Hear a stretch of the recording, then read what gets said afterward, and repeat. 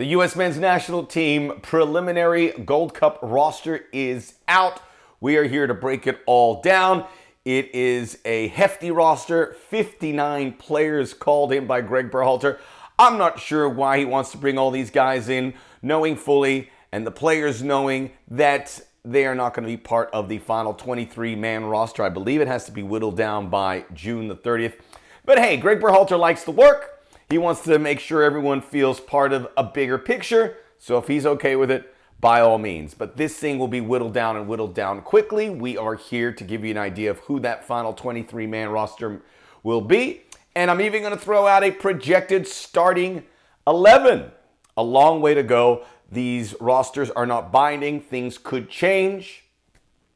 The United States, as we all know, have prioritized the World Cup and World Cup qualifying. The Nations League falls in line with, I don't know why I'm doing this, falls in line with the World Cup qualifying, and that's why the same roster for those two competitions will be used.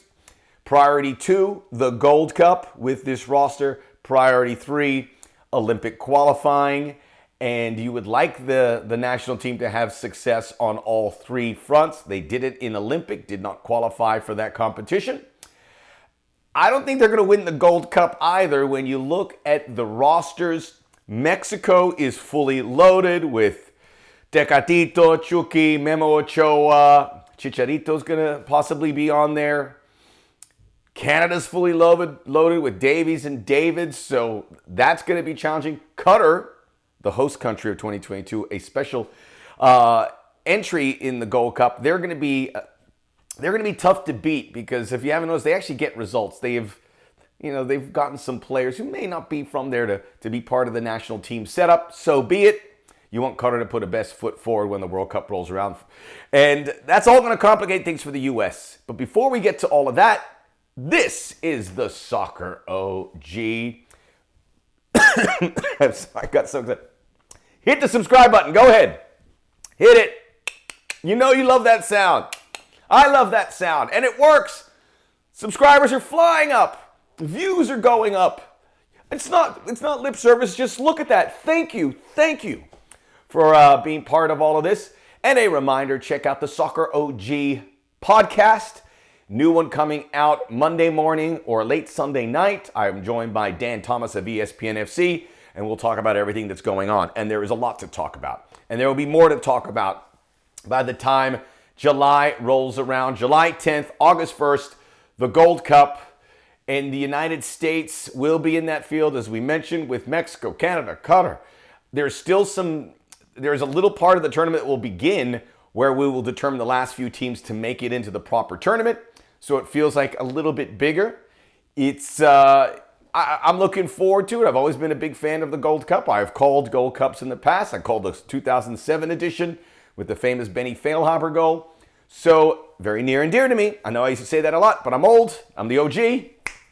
And these things matter. So, let's go into it. 59 players. There's some interesting ones. I saw Jonathan Gomez, who plays for Louisville FC of USL. So, there are some European-based players, mostly MLS, some in South America, and then you have a USL player, which is obviously a huge, and maybe this is the reason you have 59 players, to give this guy an opportunity. He's not going to probably make the 23-man roster, but just to acknowledge that he has been identified by the United States. What about some older players? Jozy Altidore, Brad Guzan are on here. I think you have to give them a look, but in the big picture of things, with the national team and the direction it's moving, neither of those two players really fit in. Part of the older guard, I think you want to get the newer ideas. You want some veterans in there, but I don't know if it's going to be either of these two. That said, if Jozy Altidore can prove that he can score some goals, Brad Guzan can say, hey, I can put my hand up, because both those positions, goalkeeper and the number 9, still up for grabs, IMO. It is going to be, I don't know if either Jozy or Altidore or Brad Guzan are in there. I don't know if they make the 23-man roster, to be honest. But that's going to be something that the national team is going to grind, because it is against the flow and the spirit in many ways of this roster. The younger players are everywhere, and this is what excites me the most about this competition. some young MLS-based players, and MLS, it's got this stigma attached to it. They go, no, we don't want MLS-based players. It's like as soon as Brendan Aronson goes from Philadelphia Union and all of a sudden he lands at Red Bull Salzburg, all of a sudden he is an elite player. No, he was an elite player here. And we have a few of those guys on this squad that are going to be in Europe soon enough and doing the same thing Brendan Aronson did. Do the same thing. Christian Pulisic, in many ways, he didn't go from MLS, but there are those MLS-based success stories. Zach Steffen that will move on to bigger and better things. Quickly, no Luca De La Torre. I thought, these rosters are not binding, so more guys could come in, some could go out. It's not really etched in stone in many ways, but this has to be, by and large, the meat and potatoes of the roster. You had Brendan Aronson. I was hoping to see his name come in there. He is with the senior team, but I was hoping he might be able to pop in here. But him not being here, we know what he can do. We'll see him in World Cup qualifying. There was some guys that were on the World Cup qualifying team that have made it here. You'll see some guys from the Nations League, Sebastian Lletget, Jackson Yueill, Reggie Cannon. There are some guys that do some crossover, and I think that's good to see. And an apparatus that you can't just go to a B team. You've got to have some guys in between there because you want to win this. Everyone wants to win this. No one wants to roll around here in the final or whenever it is and lose to Mexico. You want to win it. So you've got to, even though you can't put the very best team together for this, you have to put something that you know is going to be competitive. It's still very important. It is for perception and it is for excitement purposes so people can build up towards the next year and the World Cup. Success in the World Cup changes everything for this sport in the United States. So the young players, let the kids play. And there's some young MLS players that are going to be in the mix. I'm not going to tell you about the final 23 guys, but I'm going to have a projected 11 that I would like to see. And we'll see what you think. There it is. And not ideal. I just pop it there.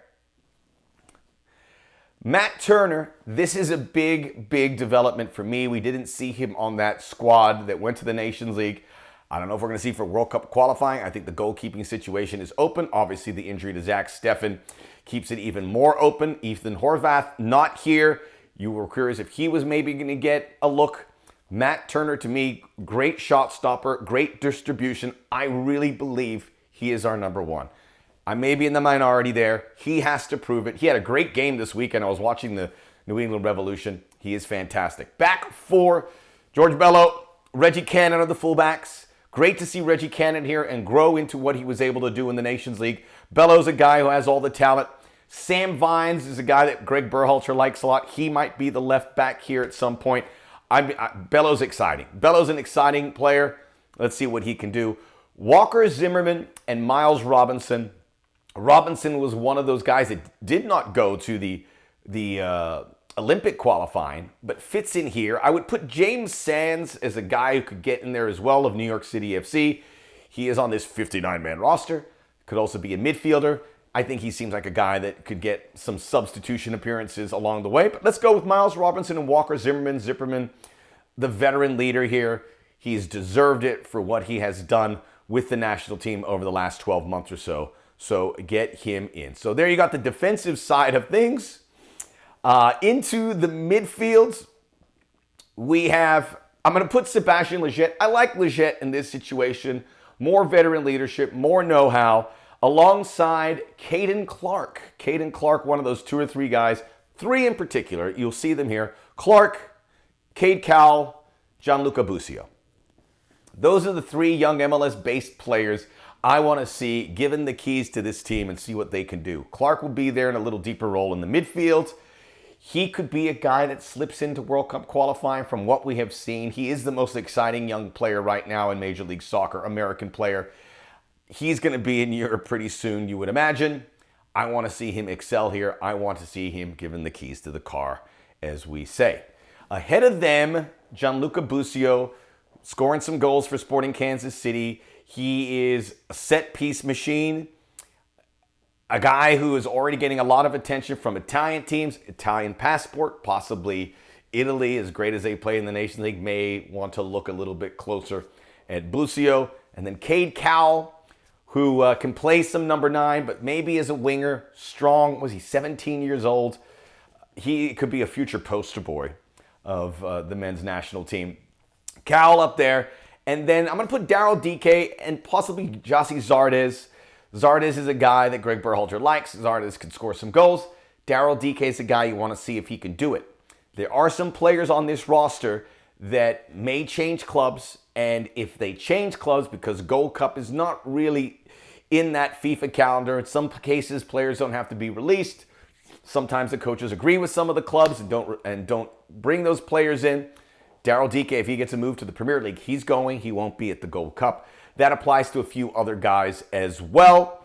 So that's my projected 11, and we'll see who could come in. There's some guys on the periphery you'd love to see. Justin Che, teenager from the FC Dallas Academy, who was on the books there for a moment for Bayern Munich, will continue to do so.